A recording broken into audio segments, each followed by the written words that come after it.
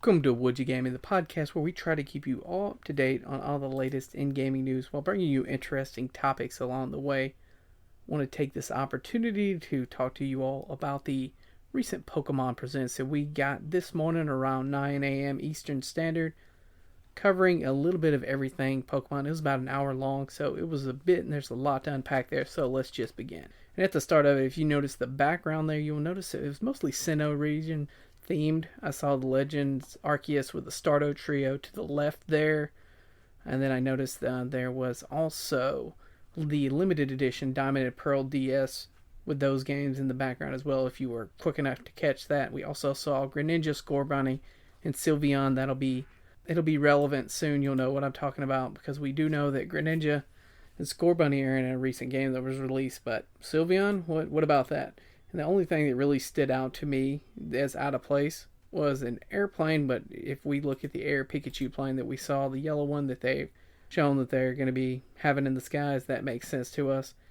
And also the Zacian and Zamazenta from Sword and Shield. It was kind of out of place to me until I watched the rest of the presentation. I understood it fit right in there. So let's start things off. Like I said, Pokemon Unite came up first. And we got news on the mobile release date. They're going to bring that out September 22nd. And they also had an announcement of two upcoming characters. They want to announce two of them that are coming up. Mamoswine and Sylveon are coming to the game sometime in the future. They gave us no dates on when. They told us that they would be coming. No, they just released Blissey. I had a friend who was really hoping that we get a Blastoise, but I guess he's going to have to wait a little bit longer. I'm sure it'll eventually come.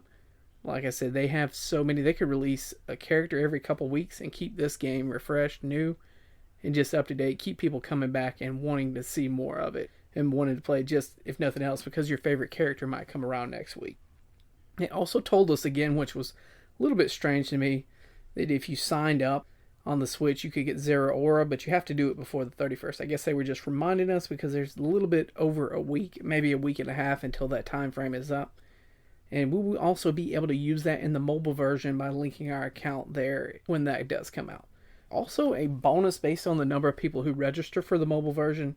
Looks like there's a license for Pikachu at 2,500,000 and a special Hollowware Pikachu being a prize for pre-registration above 5 million. I personally do not think they're going to be having any kind of issue reaching that goal. The game's going to explode in popularity, especially when it hits mobile devices. Not everyone has a Switch. Almost everybody has a smartphone, so that should not be a problem.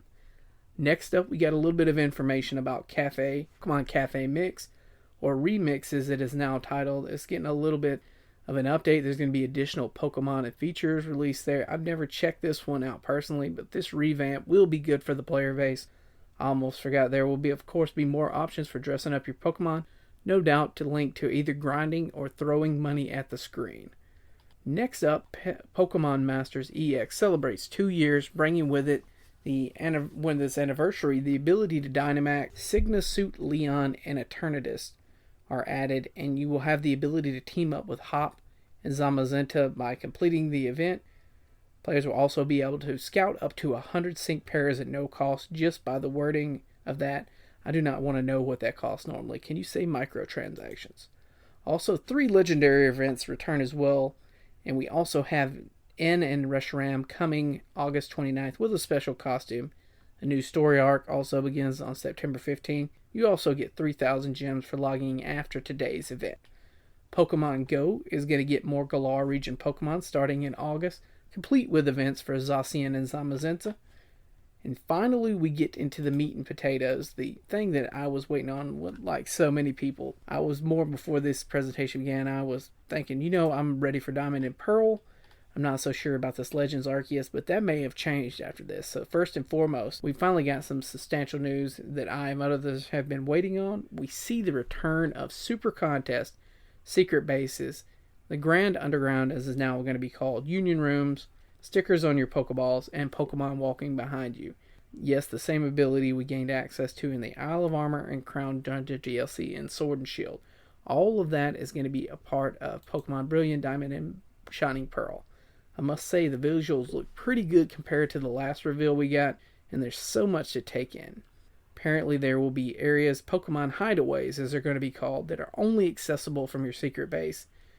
And they have Pokemon there that you would typically would not find in the Sinnoh region.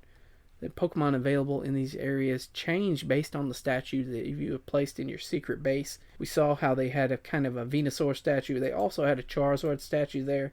And the areas did look like they could be a forest, and one looked like a lava cavern, something like that. So this will be interesting to see how all that works out, what all statues and areas are available, and what Pokemon are available that you typically would not find in that region. The stickers on your Pokeball will have various effects when you send your Pokemon out in the battle. We were only shown 2 or 3. I caught 2 that they were named off. The confetti and the fireworks. They look interesting enough. It wasn't really that big a thing for me. Also got a look at Team Galactic and sadly saw nothing to indicate new forms for the legendaries, i.e. the primal forms or any hint of mega evolutions.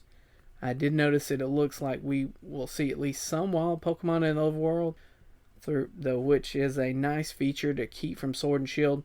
We have many more options for characters, design, and outfits as well. A special edition Nintendo Switch will be released on November 5th to commemorate the release of these games, and it looks nice, solid black with etching for Dialga and Palkia in gold. If I needed a new Switch Lite, I'd be all for it. It definitely looks better than the Zacian and Zamazenta one, in my opinion. That one was more... It was gray, and I think the etchings were just white or gray on that. It wasn't that great. And we're only about 3 months out from this release. I can't wait to get my hands on it. I know I'm picking up Pearl myself. Dartle will be getting Diamond, so it's going to be an interesting game. I look forward to going back through these. I'm currently finishing a Nuzlocke for Pokemon Platinum. I'm sure I'll try to do a Nuzlocke of these when they come around. And the final announcement, which was a big one, Pokemon Legends Arceus, is more appealing and looks more like something I've got to get my hands on each time we see more of it. It is confirmed that the region we will be exploring is known as the Hisui region, the region that will eventually become the Sinnoh region.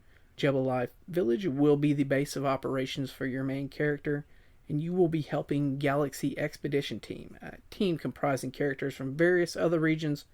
There are going to be 3 different corps that make up this: the medical, security, and the survey, with each offering different types of quests. We didn't get to see every type of quest that would be available. We were told that the survey corps focus on observing and catching Pokemon.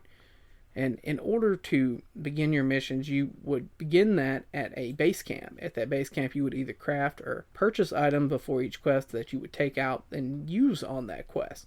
You'll need to dodge attacks from wild Pokemon or risk of blacking out, so stealth may be required at times, and you can always go back to your base camp if you need to heal up before continuing on further if you're in bad shape. This being a Pokemon, of course, capturing and forcing tiny monsters to fight is going to be a large part of the gameplay. Not all Pokemon will react the same to you, so you may need to sneak up on some of them and target them with a Pokeball. More aggressive Pokemon may require you to toss a Pokeball near them, containing one of your Pokemon, to initiate a battle.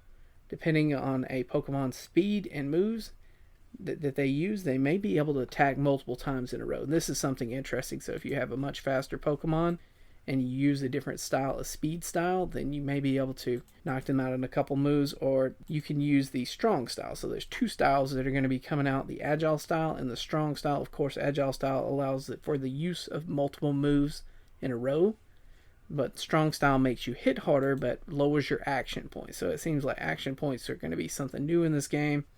And it does make sense that if you had a Pokemon that was incredibly fast, they would be able to act multiple times before its opponents. And this is kind of reminiscent of Urshifu with the single strike and the multi-strike style, honestly. Catching Pokemon and watching them do multiple moves can help you complete research and fill up your Pokedex. And we also saw some regional forms, the Hisuian forms, if you would. We saw Braviary, which will be a flying and psychic type; Growlithe, which is a fire and rock type; an evolution of Basculon, a water and ghost type; and Stantler's evolution in Wyrdeer, a normal psychic type. We saw a portion of the video where there were red-eyed Pokemon that reminded me a lot of Pokemon Coliseum with the Shadow Pokemon. Wonder if there's going to be any type of purifying for these Pokemon as they look enraged, different from all other wild Pokemon. Kind of reminded me of Dark Souls enemies or Sekiro enemies, some of the maddened enemies there. But I have to wonder if they're going to be some kind of purifying, because the player did capture these, I don't know if they're automatically going to just be tamed or if they're tainted in that way, and maybe there's some kind of purifying element similar to Pokemon Coliseum. It looks like a great title that's coming out. It's coming out at the end of January there. And then, like I said, it's going to be an action RPG game. It looks to be a lot of fun. And maybe it'll draw in a lot more people and audiences into the franchise and just flesh it out more, evolve it, if you will. Give us more out of the games instead of the same turn-based combat, or at least another spin-off that we might be able to enjoy. I can't wait for any of these titles, these last two titles. Not a big fan of any of the former, but this was a part of the presentation we got. As always, let me know what you think. Any ideas that we could do to improve the podcast to make a better listening experience, we always open to those, and new ideas for episodes that we can put out in the coming future. Just sling those our way, and we'll definitely have that out as quickly as possible. Check our friends out across the pond, the VG Cast Video Game Nights. They have an interesting podcast as well, covering topics in game. They're more on the Microsoft side of things, but I'm not going to hold that against them.